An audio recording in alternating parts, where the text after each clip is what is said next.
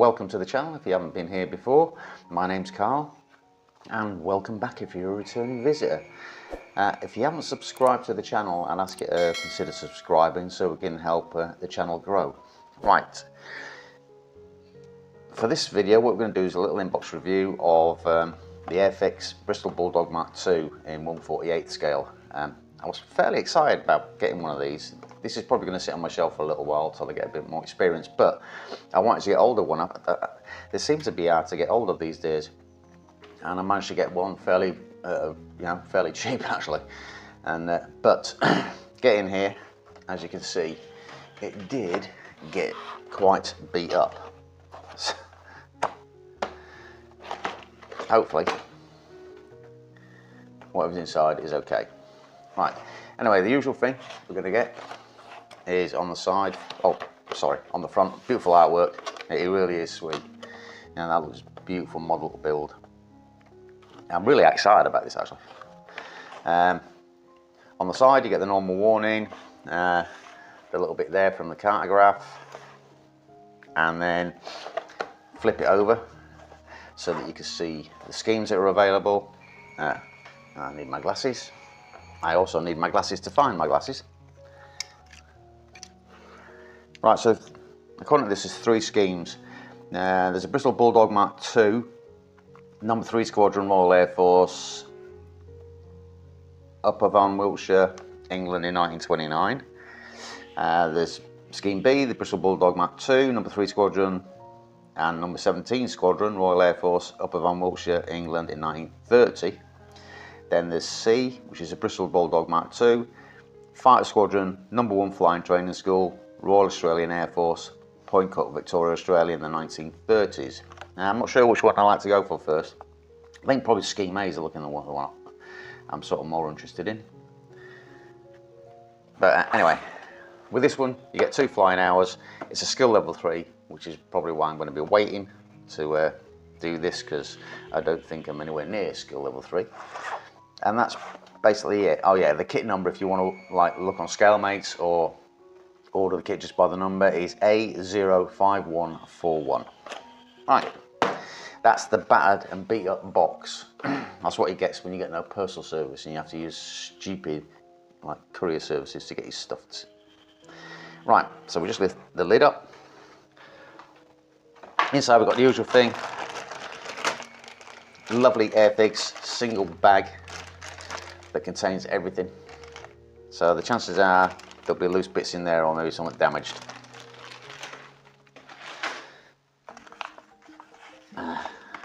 Nice big decal sheet though.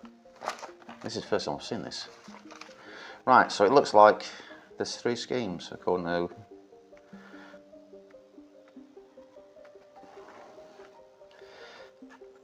okay, yeah. 3 schemes according to what they said. The cartograph decal, so they should be good. Some of them look a little bit beat up actually, a bit damaged by the shipping. But these look like the general ones. Okay. These look like the scheme I'm interested in.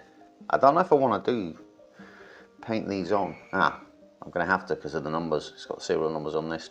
It's a shame because I was hoping maybe I could paint that, and the chances of matching that colour are like pretty much 0. But this looks like the one that I'd be more interested in doing.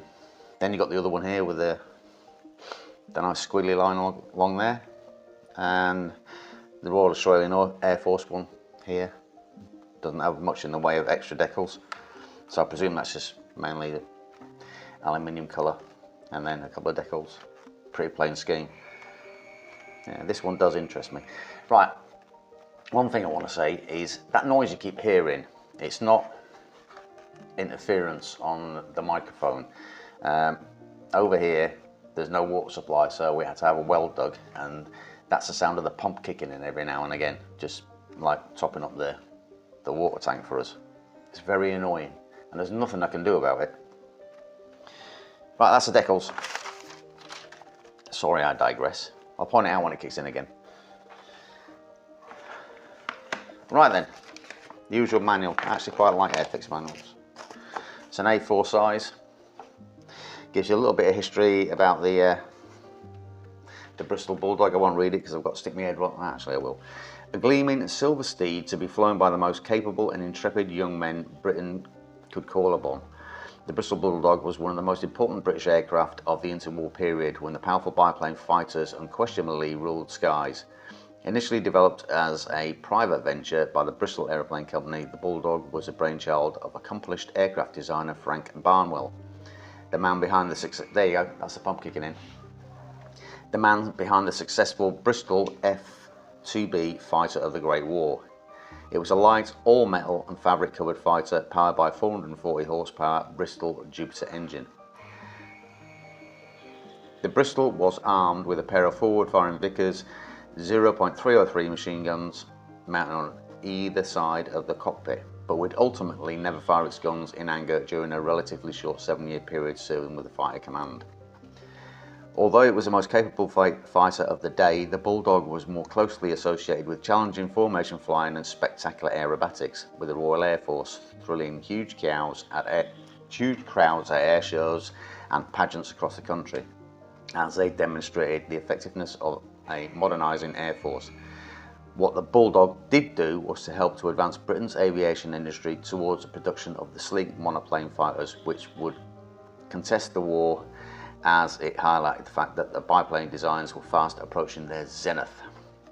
Right, okay, now we move on to excuse me, move on to another one of the reasons I really wanted the Bulldog, and I can't find in the box they haven't done the scheme for him, which is I find most irritating.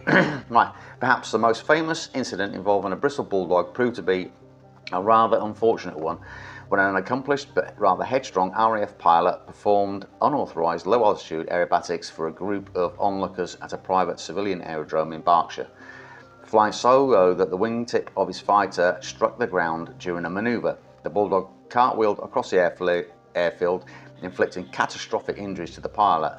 That pilot was a future World War II RAF ace and inspirational national hero Douglas Bader. Now, I don't know if you've ever seen the film Reach for the Sky. Brilliant film.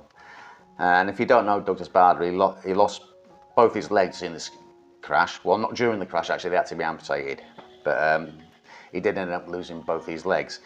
But when World War II came around, he managed to get his flying status back, and he ended up commanding the squadron eventually. And I think he was the one who invented the big wing as well, which was the idea that to send up multiple squadrons to sit above and wait for the Germans to come across and then take them all out with like a huge amount of aircraft. But yeah, he was the actual reason why I really wanted a Bulldog, because I was really fascinated by his story, and the Reach for the Sky film is really, really good. The man was just insane, really. He's like determination next to none. Right then, anyway, we get back anywhere. We get away from the history of it, and here we go. History again in more languages. Then we go through some of the assembly instructions. There's the call outs here for icons that are in there, and it's just, we go through basically as we normally would with an Airfix build. Start off with the cockpit. It's fairly straightforward by the looks of it. So we've got to build up this pilot seat, then we go through and then we build up the framework either side of the tub, and this creates the actual tub that we're going to attach to the actual fuselage itself. Everything is highlighted for you to do, and the previous step is the bit that's always highlighted in red, so you know, right, I've just done that, like that chair there, and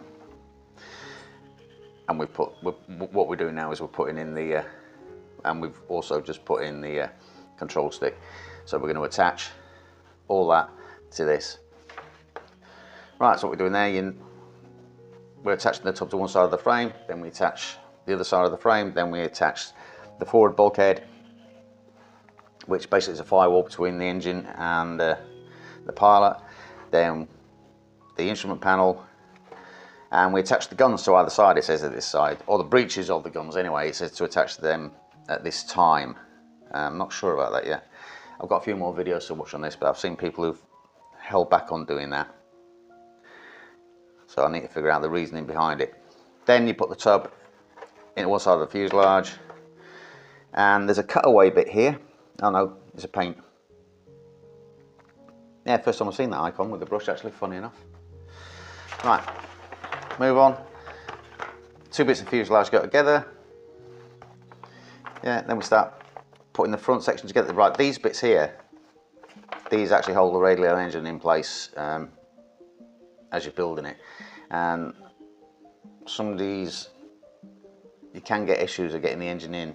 Not issues, but like it could be challenging to get the engine in. It does fit beautifully apparently, from the videos I've seen, but it could be a challenge to get the engine in.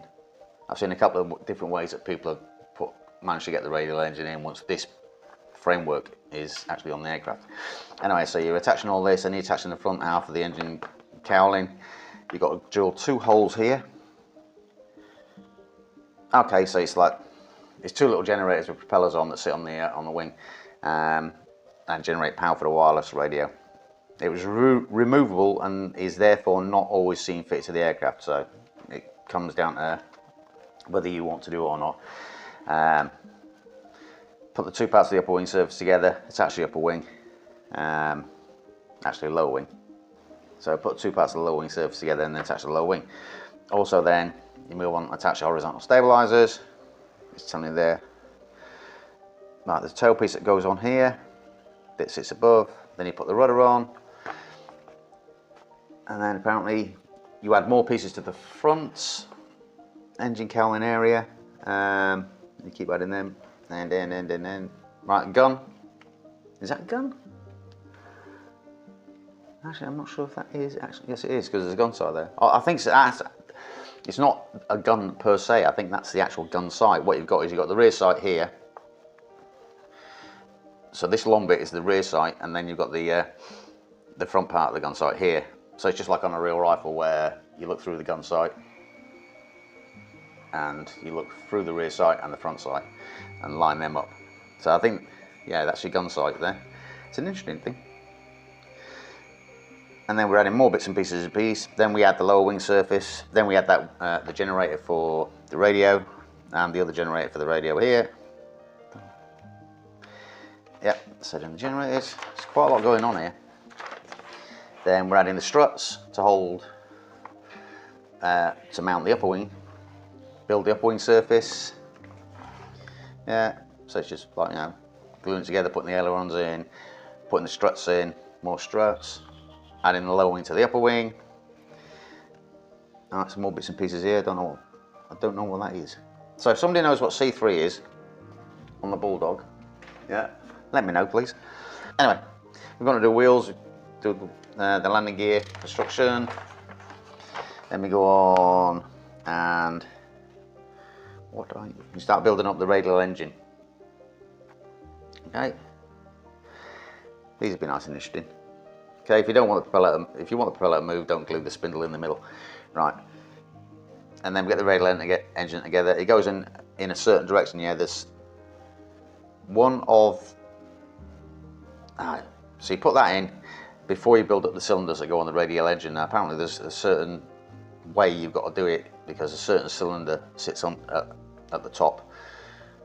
The cylinder that sits at the top is different from the ones that are around the side, apparently, and also the port and starboard engines at the bottom. They're both different as well, I think. No, apparently not. Apparently that top one is the same. They're all 54s, apart from starboard and port ones at the bottom. I'm sure somebody mentioned in one of the videos before that there's a different sequence. There was a different engine at the top as well as the port and starboard ones at the bottom. Okay, I believe the instructions. Right. Apparently these are really difficult. These are quite difficult to put in. Somebody actually did shorten the length of these stubs to make it easier to get the actual cylinders in. We'll see. I want to see how it goes first. If it's because I don't really. You apparently got to use quite a bit of force to get these on. I don't really want to damage this model. Interesting though. Then the whole other radial engine goes on. Right, finish it off. Then you do the spinner and the prop. One side of the aircraft has some bombs. Interesting. It's only on one side, isn't it? And they go on the underside. Then you got the cockpit glass. So it's just like a windshield. Yeah. Windshield goes on, then there's the gun goes on the upper surface as well. And then the good bit. We go to the rigging. I have got some stuff. I've seen various different, like, people use various different materials to do this rigging. I saw a really interesting one that I really did like the look of, but one, I can't get hold of it, the stuff here, and two, it's more expensive than what I have got. I have actually got, let's have a look, can I find it? So I might have put it in my tub somewhere. I got some Easy Line anyway, so instead of using the cotton that I've been using on so far, I've actually got some Easy Line to do this. But yes, this can be a challenge. It doesn't give you a... Right, it does actually. It goes through and gives you all the points for the rigging. Yes, challenge. This is why I really find this fascinating. Can't wait to do this rigging. I will be swearing a lot, by the way. Thank God you won't be able to hear me doing it. Right, yeah, all to do with the rigging, all to do with the rigging, all to do with the rigging. Yeah, it's all the rigging. Right, colour schemes. Right, this is one I'm quite interested in. This nice green one. Number 3 squadron. Yep. Then there's number 17 squadron, and then obviously on the back there's the Aussie one, which is a fairly simple one. There's hardly any decals at all on this scheme. So if you wanted something simple with just metallic sort of finished, olive green across the top and a couple of decals, then, and you want an Australian aircraft, this is the one for you. Right, so that's pretty much the manual. So now we have a look at we've had a look at the decals, let's have a look, see what's in the sprue, shall we? In the bag, sorry. Right.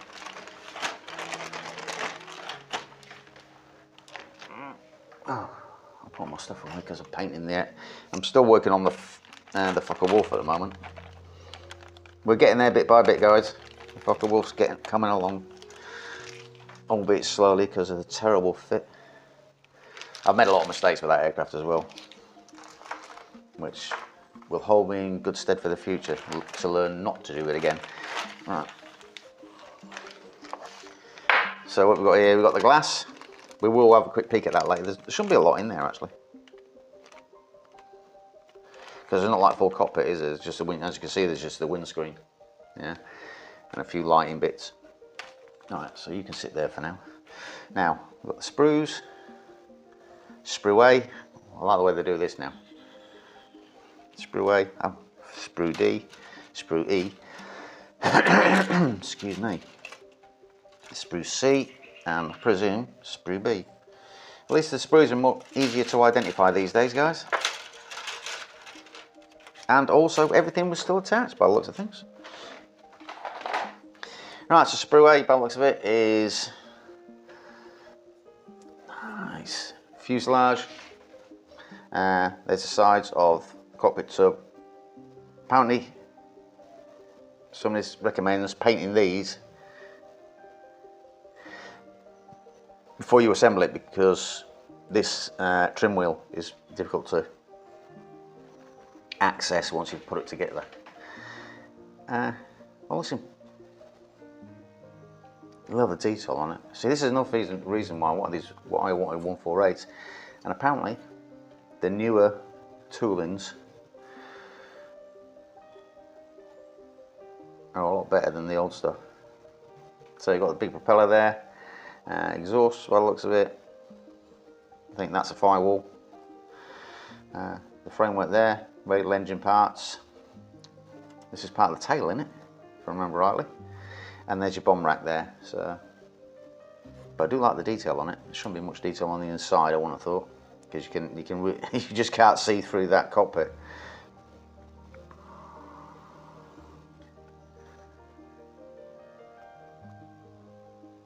I'm liking the detail.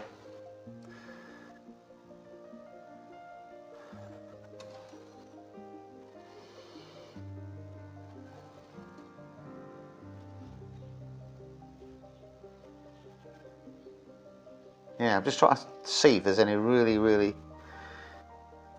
obvious ejector pin marks as well. There seems to be a lot of all these little loose tabs and that. These are great. So much better than getting ejector pin marks everywhere. I mean, there's an ejector pin mark there, but you're never going to see that. And actually, it looks like it's been dealt with. I don't know if you can see that, but there's an ejector pin mark here, but it actually feels like somebody's had a go at it. I doubt it very much, but it's not the ejector pin marks I'm used to seeing. Right, some ejector pin marks in there, but nothing blatantly obvious out of the way. I'm really liking it. I love this texture on here as well. Good. That's sprue A, sprue B, wheels,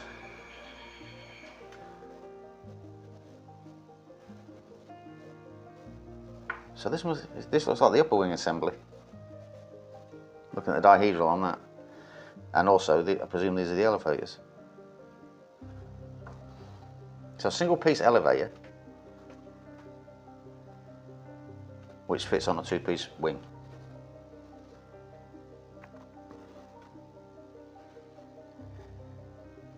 I'm not going to touch these. I'm not going to touch these little nubbins. I think they're meant to be there for a reason, and to help locate rigging, maybe. So I'm not going to touch them. They do look like you meant to just chop them off, but I don't think you do. Right, there's not a lot on here. Wheels, there's not a lot to say. I mean, the detail's great on the wheel. It's lovely. I think you get stencils around that that go around the edge of the wheel as well, which I'm not sure if I want to do that, or whether I'd want to just like try and run some paint through there. So 2-part wheels, 2 of them. No tread, just detail on the centre. Struts, ailerons, more struts along here, and upper wing. See, lots and lots and lots and lots and lots of stuff. Right, there's all the little bombs, some of the struts, the propellers for the little generators, just bits and pieces. And my dog's barking again and being annoying. Some more struts, seat I think, yeah. Instrument panel, rudder pedals.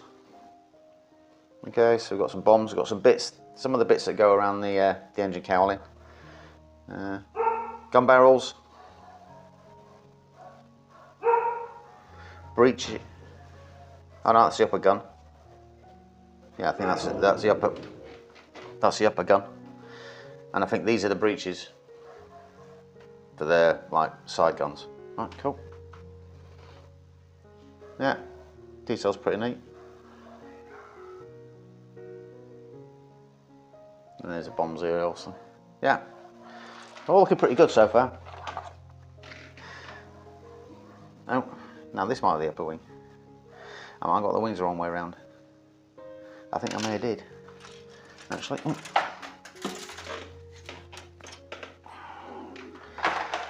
Right, that's the wing surface. I'm sure that's the upper wing. Yeah, this must be the lower wing.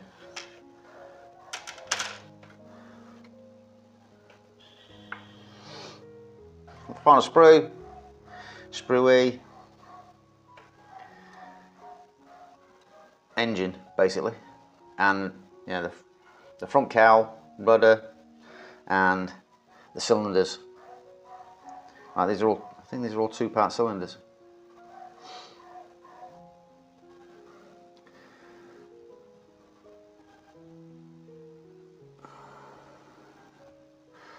Yeah.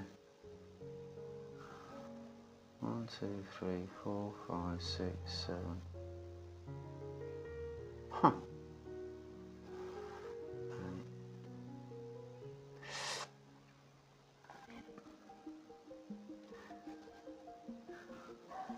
Okay.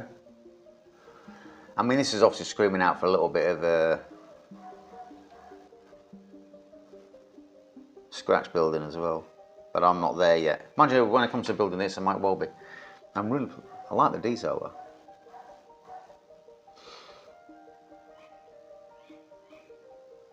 Yeah, it looks really nice. The detail's just really nice. If you don't know if you can see it actually. If I turn it a bit in the light and that, you might be able to see all the detail on this. It's really nice. So far, out of all the models I've bought, this is definitely the nicest. And it has the harder plastic by the looks of it. It's not the soft Airfix plastic from the models that I've been building recently, which are the older, cheaper ones. So this is, I did get a bargain for this. So this is really, this was an eBay find. Yeah, so I'm pleased with that. I'm really excited about this kit. Right then, here we go.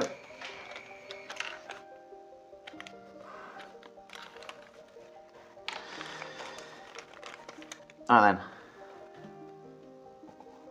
there's a bit of distortion on the front of that. I don't know if you can see it.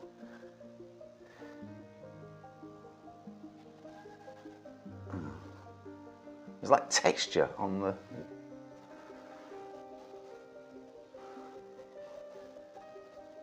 Not sure if it's meant to be there.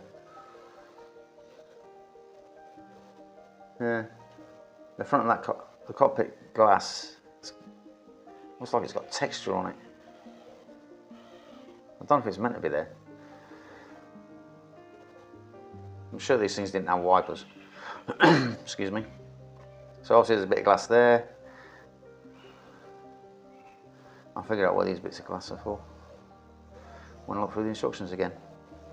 But at least it's all there. It's not like my Harrier. The light looks pretty clear. I mean, I don't suppose you're all that worried, but there is... It looks like there's a window. It looks like there's a window, like a wiper mark on the actual... I don't know if it's hard to... I don't know if you can see it in there. But it's like there's a wiper mark on the front of the... Okay. But that'll do. We've got our glass. So it survived the journey and the beating up box. So, and there's not a lot of it, which is good. Right then, so that's that.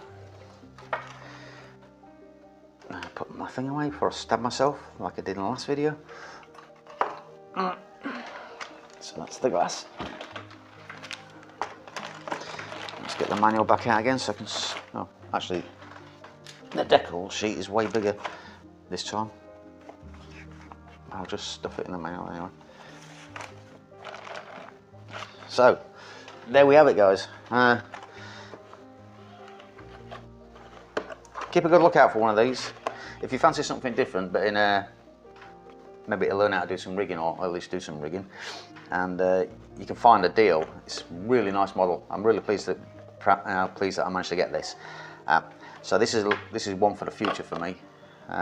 So you need to keep your eye on the channel for when the actual build starts. So yeah, am I pleased with it? Yes, very much. Is it worth the money that I paid for it? Oh yeah, definitely, without a shadow of a doubt. Yeah, this is going to be a real challenge for me. So this will help boost my modelling skills. I'm sure it will.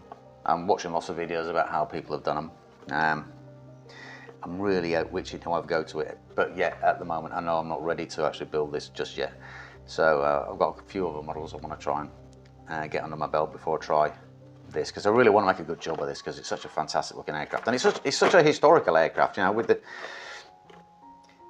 that link with Douglas Bader really sort of attracted me to this anyway. So it's a beautiful historical aircraft, and it's got.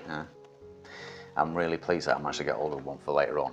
Anyway, I hope you enjoy this video, and if you can get a deal on it, yeah, it's worth grabbing this, because I haven't seen that many of them around, and I've done a lot of searching for this. Right then, if you've got any comments about it, especially suggestions on how to build a kit, and if you've already built it, that'd be fantastic. You know, I'd love to hear some suggestions. Don't forget to like the video, because I want to help the algorithm a lot. Yeah, and if you haven't subscribed, I please ask you to subscribe, so we can help the channel grow. And that's basically it, the inbox review for the Airfix Bristol Bulldog Mark II in 1/48 scale by Airfix, and I'll see you guys later.